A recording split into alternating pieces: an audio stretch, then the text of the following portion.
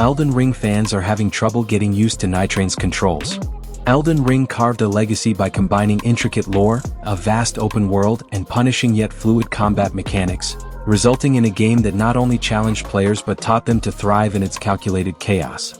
With the release of Nightreign, a spiritual successor developed by a new studio comprised of former From Software veterans, expectations were sky-high. However, despite its visual prowess and dark fantasy allure, one glaring issue has divided the fanbase: the controls. Players accustomed to Elden Ring's precise, deliberate input system are finding themselves clashing with Nightreign's more experimental and often counterintuitive design. From the very first encounter, seasoned Elden Ring fans report a sense of disorientation. The input timing feels different, attacks have a sluggish follow-through, and the roll invincibility window, arguably the most sacred mechanic in any Souls-like, is either too short or oddly timed in Nightreign. This deviation disrupts the muscle memory that thousands of players have built up through hours of combat in the lands between.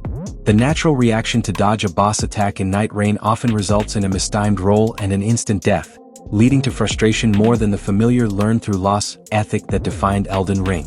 The control scheme itself is another major point of contention.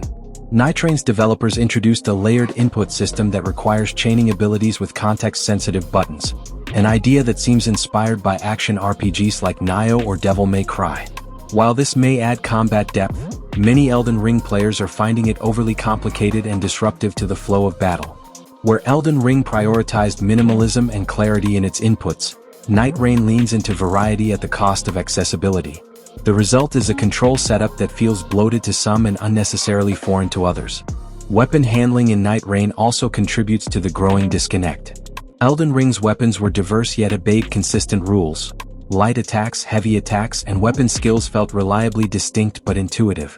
Nightreign, by contrast, adds momentum-based swings and conditional parries that change depending on character posture or environment. These variables, while intriguing on paper, have led many players to describe the controls as muddy or floaty. In a genre where timing is everything, this loss of control fidelity can make or break a game's reception. Another aspect fans are struggling with is Nightrein's new stamina and cooldown system. In Elden Ring, stamina management was a cornerstone of every duel, every boss fight. It was simple but effective. Nightreign complicates this with multiple layered bars. One for energy, another for adrenaline, and a third for spiritual cooldowns. Each bar serves a distinct purpose, but the juggling act often detracts from the core combat loop. Elden Ring fans used to clear cause and effect relationships between inputs and consequences now find themselves pausing to decipher which bar is depleting and why. The frustration is amplified by the lack of customization options to remap controls or toggle simplified modes. In Elden Ring, players could reassign buttons and tweak sensitivity to their liking. Nightreign, however, locks certain controls to preset schemes with limited customization, which has proven alienating to longtime Soulsborne veterans who rely on specific muscle memory.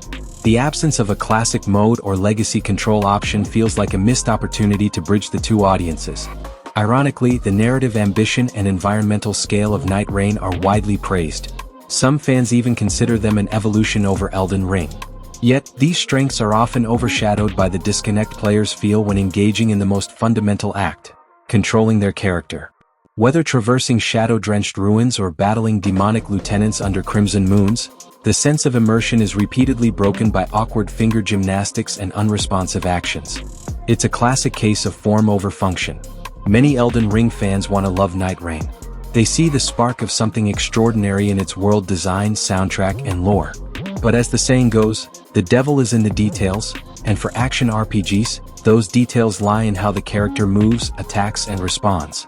The disconnect between intention and execution creates a constant friction, forcing players to think more about their controls than the enemy in front of them, an issue that Elden Ring elegantly avoided. In online communities, the split is growing. Some players argue that Nightreign represents a bold step forward, an evolution that demands adaptation.